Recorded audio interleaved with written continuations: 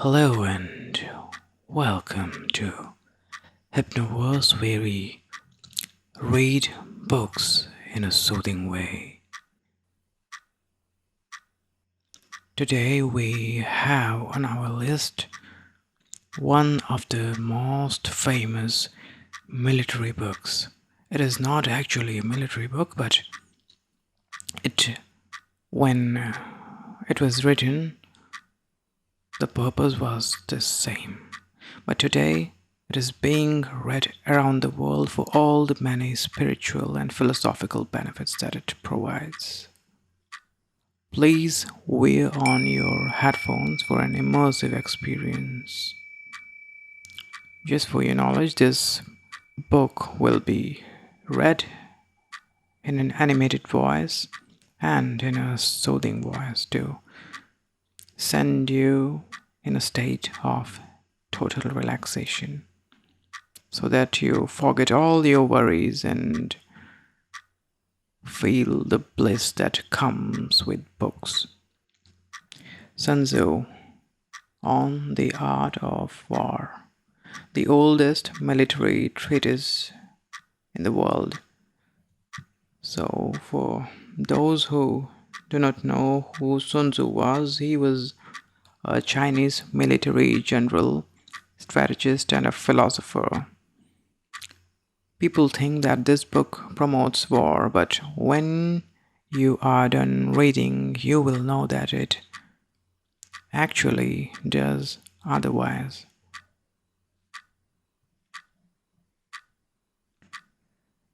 So here are all the contents of the book, and these will be read in the order as written.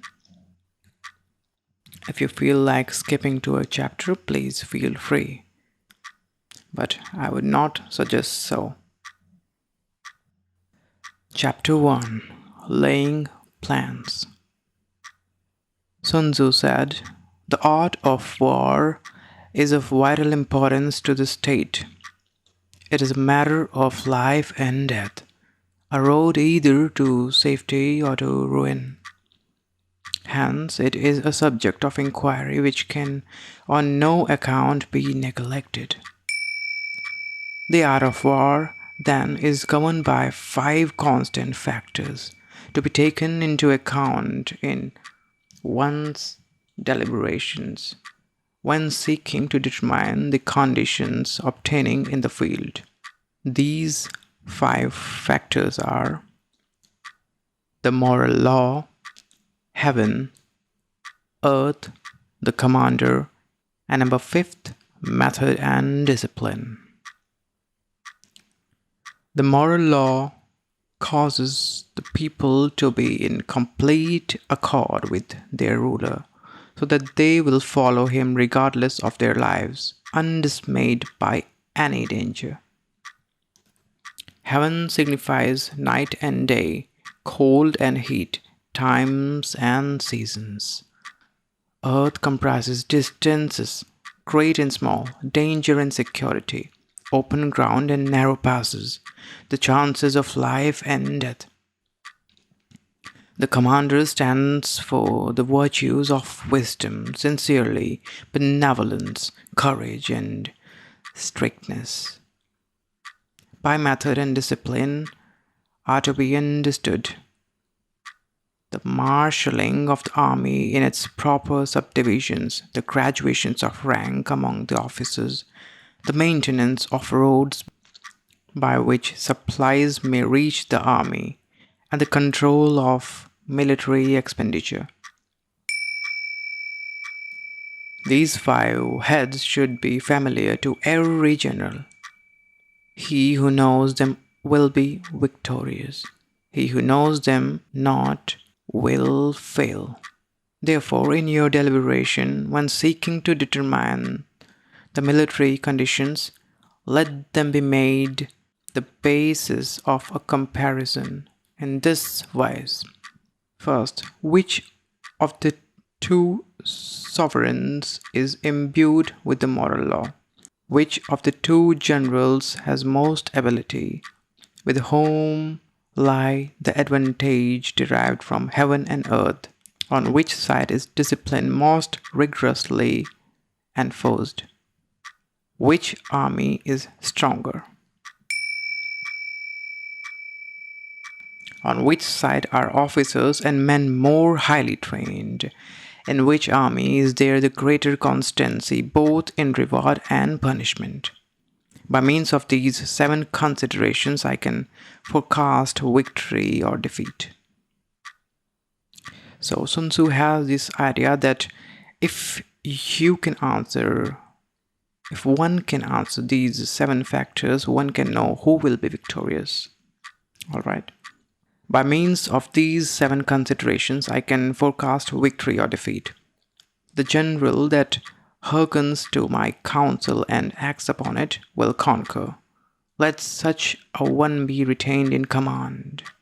The general that hearkens not to my counsel nor acts upon it will suffer defeat.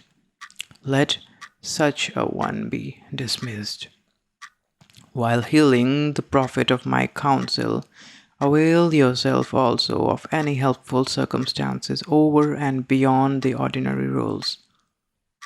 According as circumstances are favorable, one should modify one's plans. All warfare is based on deception. Hence, when able to attack, we must seem unable. When using our forces, we must seem inactive. When we are near, we must make the enemy believe we are far away.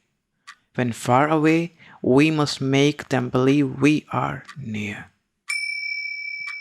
Hold out baits to entice the enemy. Feign disorder and crush him. If he is secure at all points, be prepared for him. If he is in superior strength, evade him. If your opponent is of choleric temper, seek to irritate him. Pretend to be weak, that he may grow arrogant. If he is taking his case, give him no rest. If his forces are united, separate them. Attack him where he is unprepared. Appear where you are not expected. These military devices leading to victory must not be divulged beforehand. Now the general who wins a battle makes many calculations in his temple ere the battle is fought. The general who loses a battle makes but few calculations beforehand. Thus do many calculations lead to victory, and few calculations to defeat. How much more no calculation at all. It is by attention to this point that I can foresee who is likely to win or lose.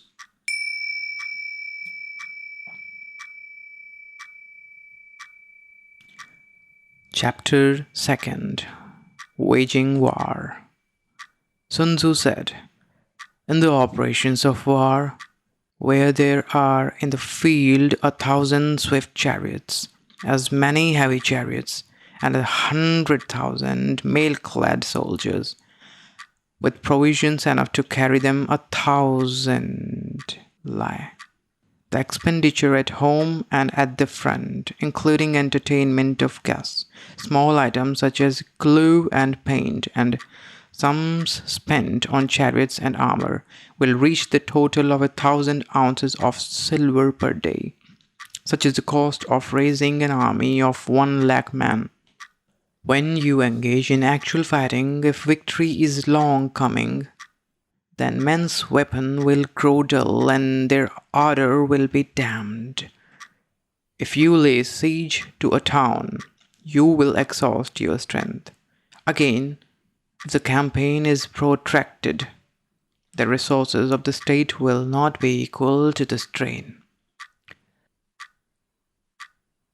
Now, when your weapons are dulled, your ardor damped, your strength exhausted, and your treasure spent, other chieftains will spring up to take advantage of your extremity. Then no man, however wise, will be able to avert the consequences that must ensue. Thus, Though we have heard of stupid haste in war, cleverness has never been seen associated with long delays. There is no instance of a country having benefited from prolonged warfare. It is only one who is thoroughly acquainted with the evils of war that can thoroughly understand the profitable way of carrying it on. The skillful soldier does not raise a second levy, neither are his supply wagons loaded more than twice. Bring war material with you from home, but forage on the enemy. Thus the army will have food enough for its needs. Poverty of the state exchequer causes an army to be maintained by contributions from a distance. Contributing to maintain an army at a distance causes the people to be impoverished. On the other hand, the proximity of an army causes prices to go up, and high prices cause the people's substance to be drained away. When their substance is drained away, the peasantry will be afflicted by heavy exactions. With this loss of substance and exhaustion of strength, the homes of the people will be stripped bare, and 3/10 of their income will be dissipated, while government expenses for broken chariots, worn-out homes, breastplates and helmets, bows and arrows, spears and shields, protective mantles, draught oxen, and heavy wagons will amount to 4/10 of its total revenue. Hence, a wise general makes a point of foraging on the enemy. 1 cartload of the enemy's provisions is equivalent to 20 of one's own, and likewise a single picule of his provender is equivalent to 20 from one's own store. Now, in order to kill the enemy, our men must be roused to anger. That there may be advantage from defeating the enemy, they must have their rewards. Therefore, in chariot fighting, when 10 or more chariots have been taken, those should be rewarded who took the first. Our own flags should be substituted for those of the enemy, and the chariots mingled and used in conjunction with ours. The captured soldiers should be kindly treated and kept. This is called using the conquered foe to augment one's own strength. In war, then, let your great object be victory, not lengthy campaigns. Thus, it may be known that the leader of armies is the arbiter of the people's fate, the man on whom it depends whether the nation shall be in peace or in peril. Chapter 3: Attack by Stratagem. Sun Tzu said, "In the practical art of war, the best thing of all is to take the enemy's country whole and intact. To shatter and destroy it is not so good. So, too, it is better to recapture an army entire than to destroy it. To capture a regiment, a detachment, or a company entire than to destroy them. Hence, to fight and conquer in all your battles is not supreme excellence. Supreme excellence consists in breaking the enemy's resistance without fighting. Thus, the highest form of generalship is to balk the enemy's plans. The next best is to prevent the junction of the enemy's forces.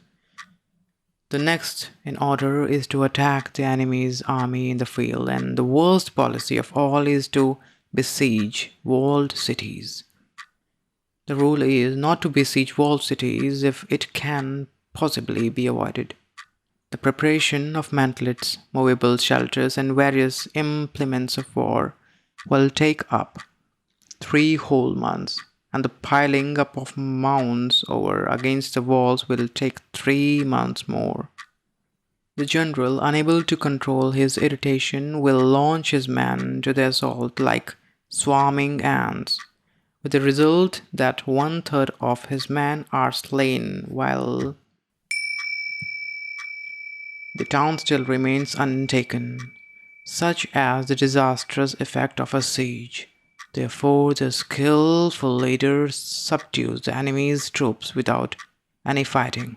He captures their cities without laying siege to them. He overthrows their kingdom without lengthy operations in the field. With his forces intact, he will dispute the mastery of the empire, and thus without losing a man, his triumph will be complete. This is the method of attacking by stratagem. It is the rule in the war, if our forces are 10 to the enemy's 1, to surround him, if 5 to 1, to attack him, if twice as numerous, to divide our army into 2. If equally matched, we can offer battle. If slightly inferior in numbers, we can avoid the enemy. If quite unequal in every way, we can flee from him. It is very wise. Hence, though an obstinate fight may be made by a small force, in the end it must be captured by the large force. Now the general and the bulwark of the state. If the bulwark is complete at all points, the state will be strong. If the bulwark is defective, the state will be weak. There are 3 ways in which a ruler can bring misfortune upon his army. Now mind these 3 ways. By commanding the army to advance or to retreat, being ignorant of the fact that it cannot obey. This is called hobbling the army. Number 2. By attempting to govern an army in the same way as he administers a kingdom, being ignorant of the conditions which obtain in an army. This causes restlessness in the soldiers' minds. Number 3. By employing the officers of his army without discrimination. Through ignorance of the military principle of adaptation to circumstances, this shakes the confidence of the soldiers. These 3 ways, according to Sun Tzu, are the ways of destruction, of bringing misfortune upon the army. But when the army is restless and distrustful, trouble is sure to come from the other feudal princes. This is simply bringing anarchy into the army and flinging victory away. Thus, we may know that there are 5 essentials for victory. So just as Sun Tzu has laid 3 ways misfortunes can be brought, he has also laid out 5 essentials for victory. These are: number 1, he will win who knows when to fight and when not to fight. Number 2, he will win who knows how to handle both superior and inferior forces. Number 3, he will win whose army is animated by some spirit throughout all its ranks. Number 4, he will win who, prepared himself, waits to take the enemy unprepared. And number 5, he will win who has military capacity and is not interfered with by the sovereign. Hence the saying, if you know the enemy and know yourself, you need not fear the result of 100 battles. If you know yourself but not the enemy, for every victory gained you will also suffer a defeat. If you know neither the enemy nor yourself, you will succumb in every battle. Chapter 4. Tactical Dispositions. Sun Tzu said, the good fighters of old first put themselves beyond the possibility of defeat, and then waited for an opportunity of defeating the enemy. To secure ourselves against defeat lies in our own hands, but the opportunity of defeating the enemy is provided by the enemy himself. Thus, the good fighter is able to secure himself against defeat, but cannot make certain of defeating the enemy. Hence the saying, one may know how to conquer without being able to do it. Security against defeat implies defensive tactics. Ability to defeat the enemy means taking the offensive. Standing on the defensive indicates insufficient strength. Attacking a superabundance of strength. The general who is skilled in defense hides in the most secret recesses of the earth.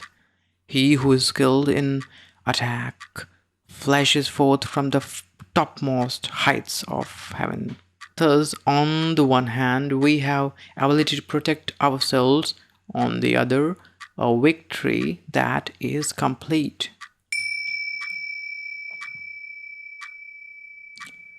To see victory only when it is within the ken of the command heard is not the acme of excellence. To see victory only when it is within the ken of the command heard is not the acme of excellence. Neither is the acme of excellence if you fight and conquer and the whole empire says, "Well done." To lift an atom here is no sign of great strength. To see the sun and moon is no sign of sharp sight.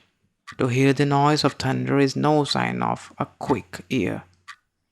What the ancients called a clever fighter is one who not only wins but excels in winning with ease.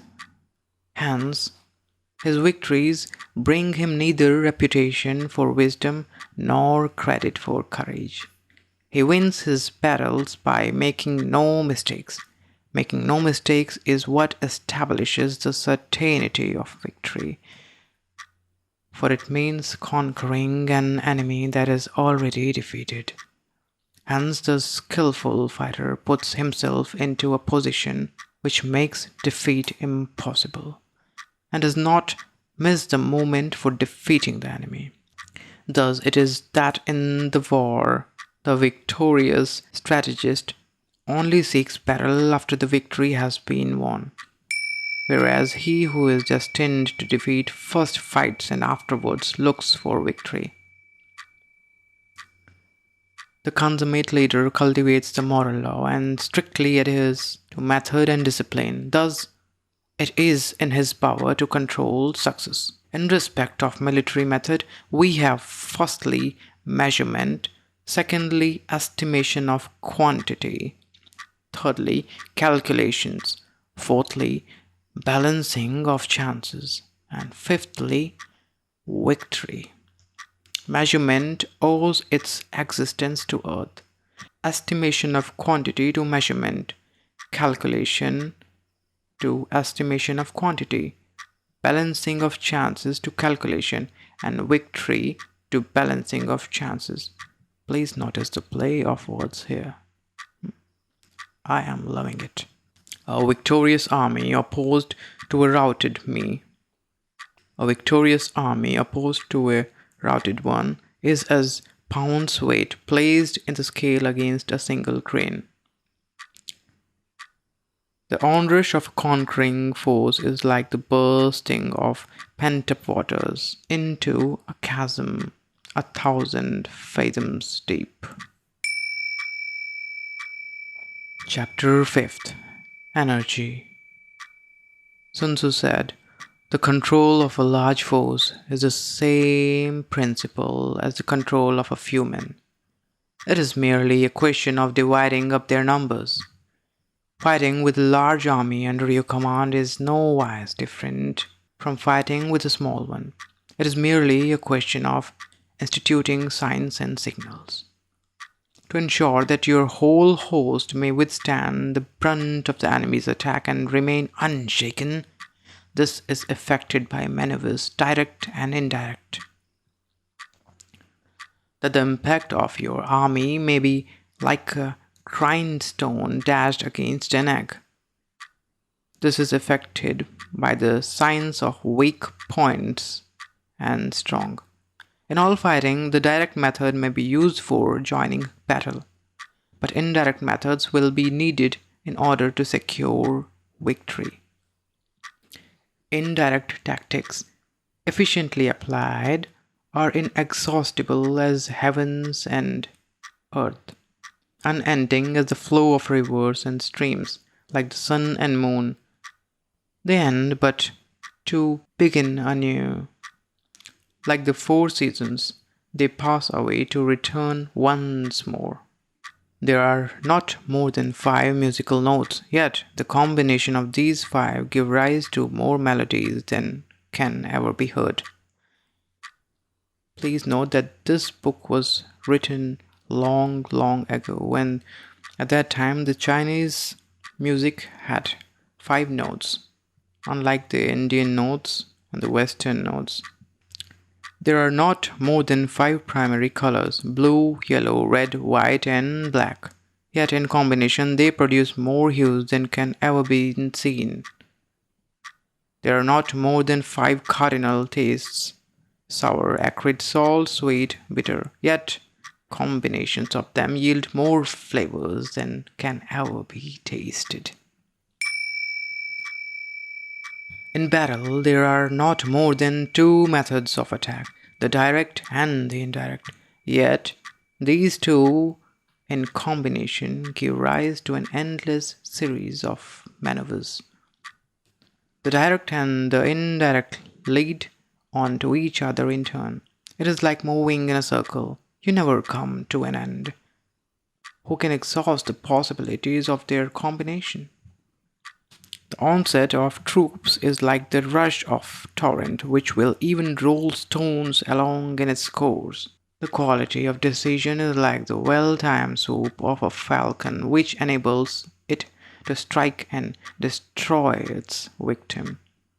Therefore, the good fighter will be terrible in his onset and prompt in his decisions.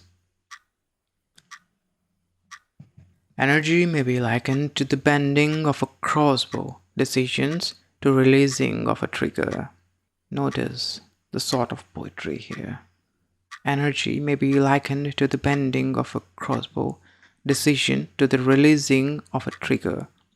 What he means that you must hold all the wisdom, all the armor, all the strength, but also the wise when to use all these things.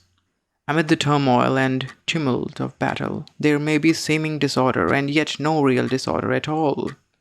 Amid confusion and chaos, your array may be without head or tail, yet it will be proof against defeat.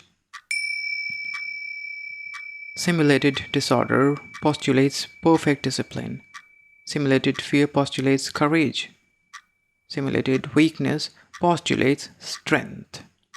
Hiding order beneath the cloak of disorder is simply a question of subdivision. Concealing courage under a show of timidity presupposes a fund of latent energy. Masking strength with weakness is to be effected by tactical dispositions. Thus, one who is skillful at keeping the enemy on the move maintains deceitful appearances, according to which the enemy will act. He sacrifices something that the enemy may snatch at it. By holding out baits, he keeps him on the march. Then, with a body of picked men, he lies in wait for him.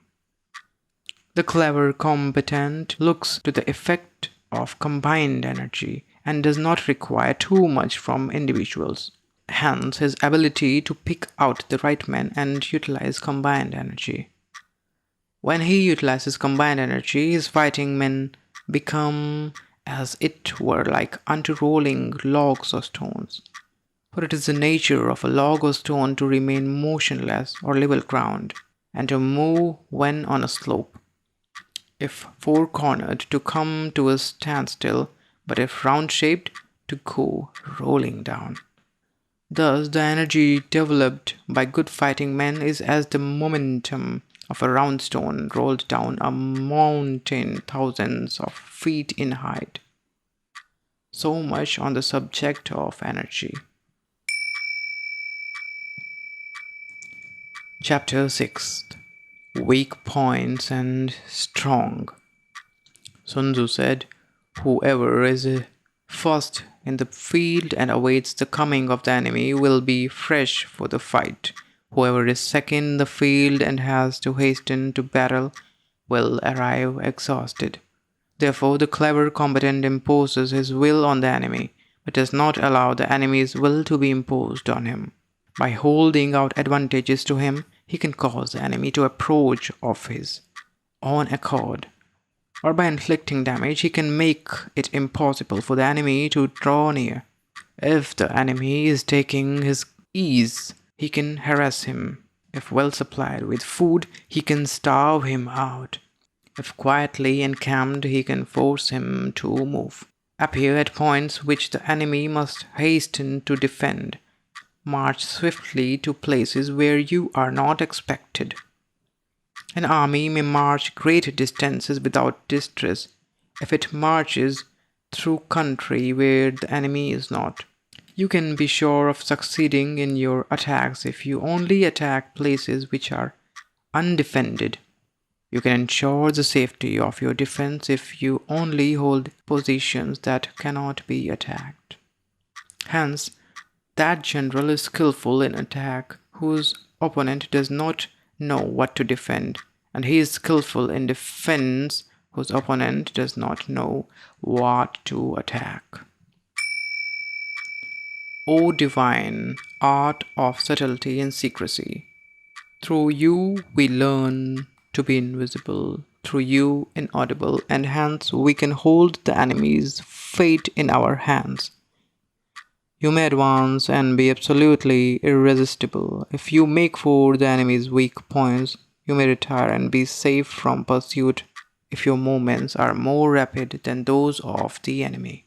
If we wish to fight, the enemy can be forced to an engagement even though he be sheltered behind a high rampart and a deep ditch. All we need to do is attack some other place that he will be obligated to relieve. If we do not wish to fight, we can prevent the enemy from engaging us, even though the lines of our encampment be merely traced out on the ground. All we need to do is to throw something odd and unaccountable in his way. By discovering the enemy's dispositions and remaining invisible ourselves, we can keep our forces concentrated, while the enemy's must be divided. We can form a single united body while the enemy must split up into fractions. Hence there will be a whole pitted against separate parts of a whole, which means that we shall be many to the enemy's few. And if we are able thus to attack an inferior force with a superior one, our opponents will be in dire straits. The spot where we intend to fight must not be made known, for then the enemy will have to prepare against a possible attack at several different points, and these forces being thus distributed in many directions, the numbers we shall have to face at any given point will be proportionately few. For should the enemy strengthen his van, he will weaken his rear. Should he strengthen his rear, he will weaken his van. Should he strengthen his left, he will weaken his right. Should he strengthen his right, he will weaken his left. If he sends reinforcements everywhere, he will everywhere be weak. Numerical weakness comes from having to prepare against possible attack. Numerical strength from compelling our adversary to make these preparations against us. Knowing the place and the time of the coming battle, we may concentrate from the greatest distance in order to fight. But if neither time nor the place be known, then the left wing will be important to succor the right equally important to succor the left, the van unable to relieve the rear, or the rear to support the van. How much more so if the furthest portions of the army are anything under 100 lie apart, and even the nearest are separated by several lie. Though according to my estimate, the soldiers of Though, according to my estimate, the soldiers of you exceed our own in number, that shall advantage them nothing in the matter of victory. I say then that victory can be achieved. Though the enemy be stronger in numbers, we may prevent him from fighting. Scheme so as to discover his plans and the likelihood of their success. Rouse him and learn the principle of his activity or inactivity. Force him to reveal himself so as to find out his vulnerable spots. Carefully compare the opposing army with your own, so that you may know where strength is superabundant and where it is deficient. In making tactical dispositions, the highest pitch you can attain is to conceal them. Conceal your dispositions, and you will be safe from the prying of the subtlest spies, from the machinations of the wisest brains. How victory may be produced for them out of the enemy's own tactics. That is what the multitude cannot comprehend. All men can see the tactics whereby I conquer, but what none can see is the strategy out of which victory is evolved. Do not repeat the tactics which have gained you one victory, but let your methods be regulated by infinite variety of circumstances. Military tactics are like unto water, for water in its natural course runs away from high places and hastens downwards. So, in war, the way is to avoid what is strong and to strike at what is weak. Water shapes its course according to the nature of the ground over which it flows. The soldier works out his victory in relation to the foe whom he is facing. Therefore, just as water retains no constant shape, so in warfare there are no constant conditions. And as Bruce Lee used to believe, be like water, my friend. He who can modify his tactics in relation to his opponent and thereby succeed in winning may be called a heaven-born captain, the victorious. The 5 elements, water, fire, wood, metal, and earth, are not always equally predominant. The 4 seasons make way for each other in turn. There are short days and long. The moon has its periods of waning and waxing.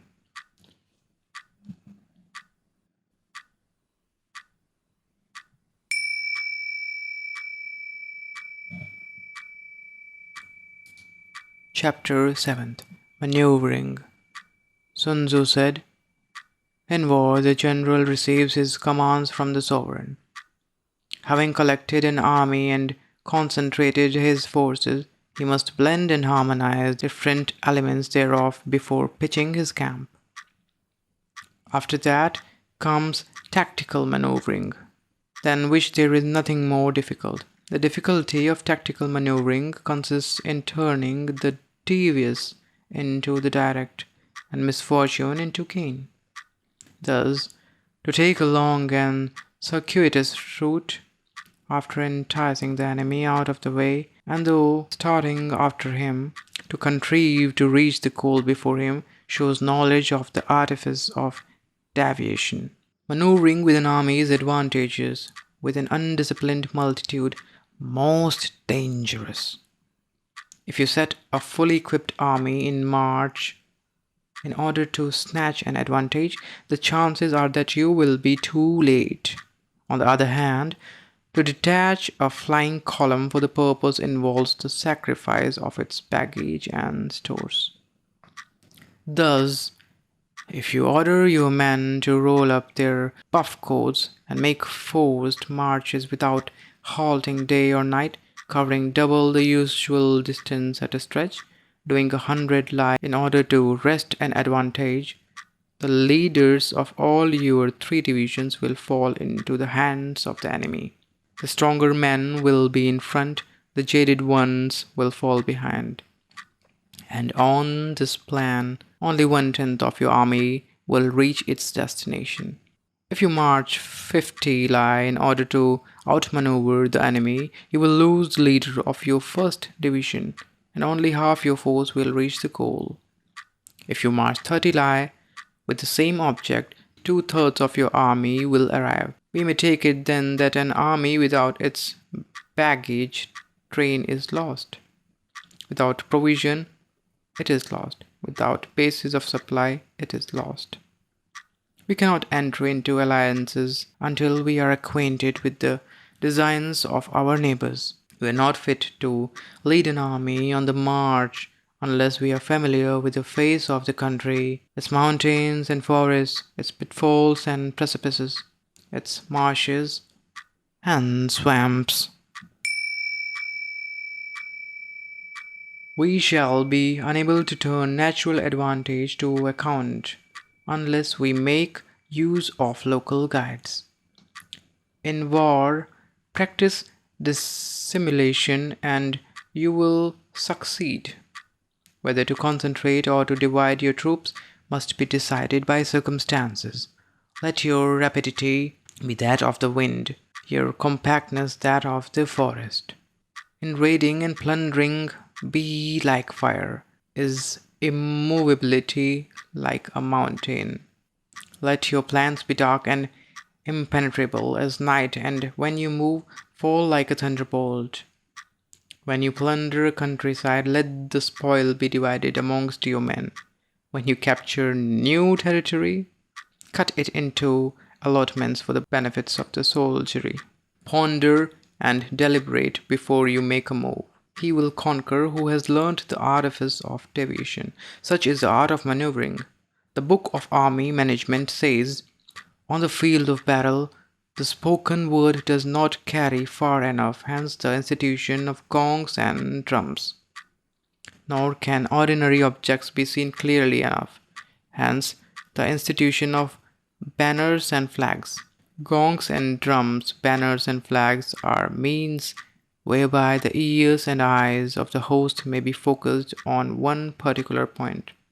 The host thus forming a single united body, is it impossible either for the brave to advance alone, or for the cowardly to retreat alone. This is the art of handling large masses of men. In night fighting, then, make much use of signal fires and drums, and in fighting by day, of flags and banners, as a means of influencing the ears and eyes of your army.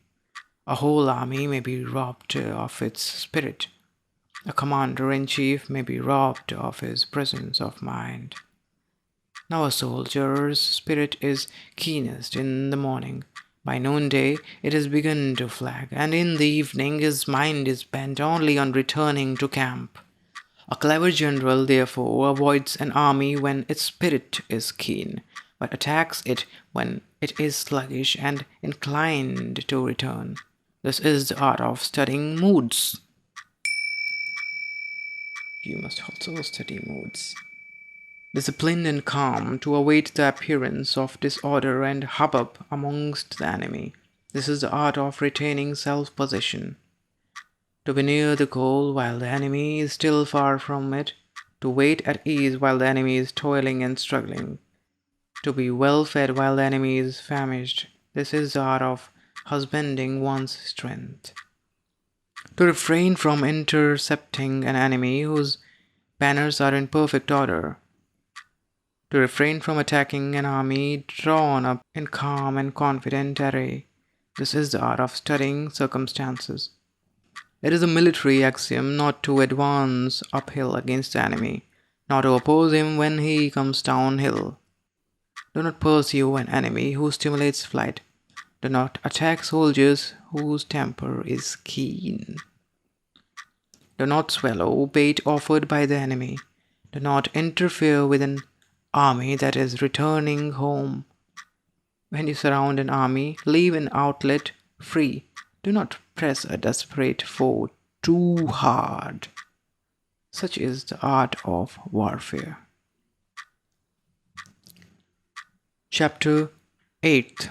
Variation in Tactics. Sun Tzu said, in war, the general receives his commands from the sovereign, collects his army, and concentrates his forces. When in difficult country, do not encamp in country where high roads intersect. Join hands with your allies. Do not linger in dangerously isolated positions. In hemmed-in situations, you must resort to stratagem. In desperate position, you must fight. These are roads which must not be followed, armies which must be not attacked, towns which must be besieged, positions which must not be contested, commands of the sovereign which must not be obeyed. The general who thoroughly understands the advantages that accompany variations of tactics knows how to handle his troops. The general who does not understand these may be well acquainted with the configuration of the country, yet he will not be able to turn his knowledge to practical account.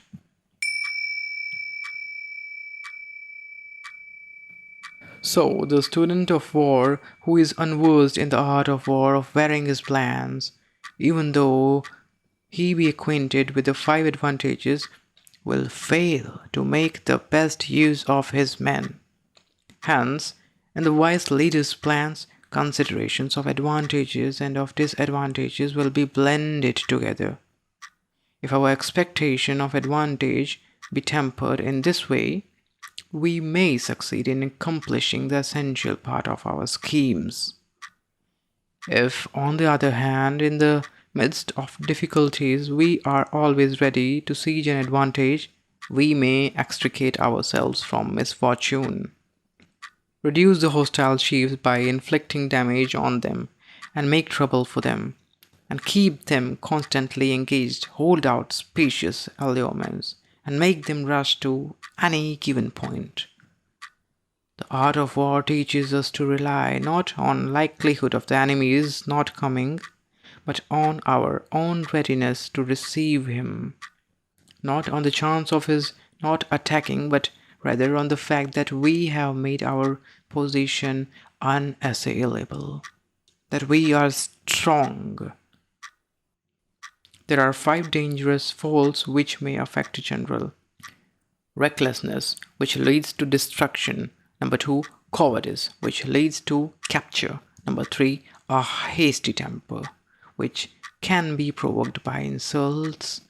Number 4, a delicacy of honor, which is sensitive to shame. Number 5, over solicitude for his man, which exposes him to worry and trouble. These are the 5 besetting sins of a general, ruinous to the conduct of war. When an army is overthrown and its leader slain, the cause will surely be found against these 5 dangerous faults. Let them be a subject of meditation.